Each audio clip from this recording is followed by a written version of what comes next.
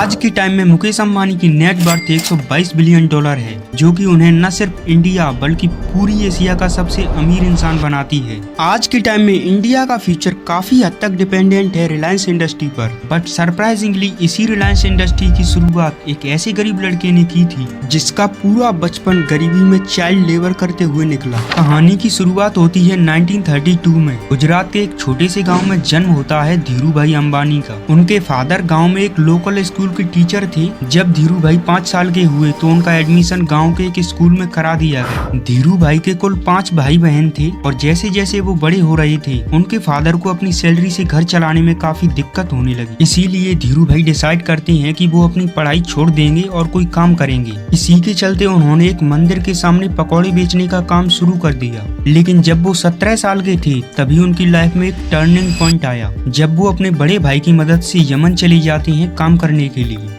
Yemen पहुंचते ही उन्होंने एक पेट्रोल पंप पर काम करना शुरू कर दिया और अगले कुछ सालों तक धीरू भाई ने दिन रात मेहनत की और इस पेट्रोल पंप का प्रॉफिट काफी बढ़ा दिया, जिससे उनका प्रमोशन होता चला गया। उन्हें पेट्रोल पंप का मैनेजर बना दिया गया। 21 साल की उम्र में वो इम्पोर्ट एक्सपोर्ट के बिजनेस में एक क्लर्क के तौर पर काम कर रही थी। अगले 8 साल तक उन्होंने वहाँ काम किया और इस बिजनेस को बारीकी से समझने के बाद साल 1958 में वो वापस इंडिया आ गई और अब उनके पास एक बिजनेस आइडिया मौजूद था। यहाँ आते ही उन्होंने ट्रेडिंग बिजनेस स्टार्ट किया, जिसे रिलायंस कमर्शियल कॉरपोरेशन का नाम दिया गया। शुरुआत में यह कंपनी सिर्फ मसालों की ट्रेडिंग में इन्वॉल्व थी। वे इंडिया से मसाले खरीदकर उनको मिडिल ईस्ट और अफ्रीका में एक्सपोर्ट करते थे। 8 साल तक इम्पोर्ट और एक्सपोर्ट के बिजनेस का एक्सपीरियंस होने की वजह से वो सक्सेस पाते चले गए। लेकिन धीरू भाई यही नहीं रुके। साल 1966 में उन्होंने रिलायंस टेक्सटाइल के नाम से एक नई कंपनी लॉन्च की और मैन्युफैक्चरिंग बिजनेस में अपना कदम रखा। उस वक्त कॉटन पर इंडियन गवर्नमेंट की तरफ से काफी टैक्स था, जिस वजह से पूरी इंडियन टेक्सटाइल इंडस्ट्री लॉस में थी। इसी दौरान धीरू भाई ने कॉटन के बजाय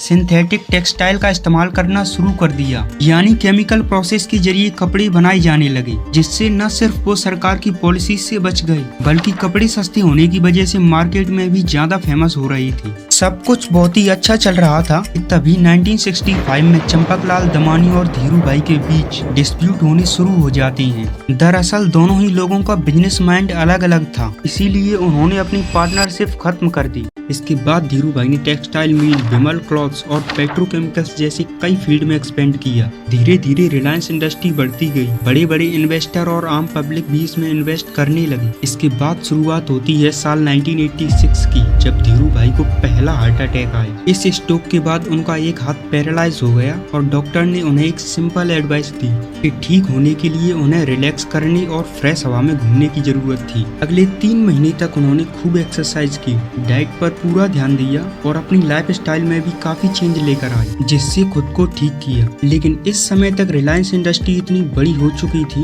कि उन्हें देश सहित विदेशों में भी पहचान मिलने लगी। साल 1987 में क्रिकेट वर्ल्ड कप का टाइटल स्पॉन्सर भी रिलायंस के ही पास था और धीरू भाई की पॉपुलैरिटी तब और भी बढ़ गई जब उन्हें 1996, 98 और 2000 में एशिया वीक मैगजीन ने 50 मोस्ट पावरफुल लोगों की लिस्ट में शामिल किया। लेकिन अनफॉर्चुनेटली साल 2002 में उन्हें एक डेडली स्ट्रोक आया, जिसमें उनकी जान चली गई। लेकिन अपने मरने से पहले उन्होंने ये नहीं बताया था कि उनके बाद रिलायंस इंडस्ट्री का कंट्रोल कौन संभालेगा। इसीलिए रिलायंस के बोर्ड ऑफ गवर्नेंस की एक मीटिंग बुलाई जाती है, जिसमें डिसाइड हुआ कि ज्यादा कंट्रोल मुकेश अंबानी के पास जाएगा और वहीं से दोनों भाइयों के बीच दरारें बढ़ने लगी। दोनों भाई आपस में लड़ने लगे और एक दूसरे से बातचीत खत्म कर दी। लेकिन उनकी माँ से ये सब देखा न गया और उन्होंने फैसला किया कि दोनों भाई बिजनेस को आधा आधा डिवाइड कर लें। इस तरह साल 2005 में रिलायंस इंडस्ट्री को 2 भाइयों में डिवाइड कर दिया गया। Reliance oil, gas, petrochemicals manufacturing Mukesh Ambani के हिस्से में आई और Reliance energy, telecom, capital Anil के पास। इस तरह ये प्रॉब्लम तो सॉल्व हो गई, लेकिन दोनों भाइयों के बीच लड़ाई फिर भी चलती रही और कई बार तो ये मामला कोर्ट तक भी जा पहुंचा। मुकेश अंबानी के हिस्से में जो जामनगर पेट्रोलियम रिफाइनरी आई थी, उन्होंने उसकी प्रोडक्शन को बढ़ाकर उसे दुनिया की सबसे बड़ी पेट्रोलियम रिफाइनरी बना दिया। सिर्फ यही नहीं बल्कि इस इस इंडस्ट्री में एक और रिफाइनरी को शामिल करके रिलायंस पेट्रोलियम प्रॉफिट को और भी बढ़ा दिया। इसके बाद मुकेश अंबानी ने रिटेल इंडस्ट्री में भी अपना कदम रखा, जिसके चलते पूरी इंडिया में स्मार्ट बाजार के नाम से डिस्काउंटेड स्टोर्स खोले गए, जहां कंज्यूमर्स को कई सारे आइटम्स डिस्काउंटेड रेट पर एक ही जगह पर मिलने लगी। फिर साल 2008 में जब IPL की शुरुआत हुई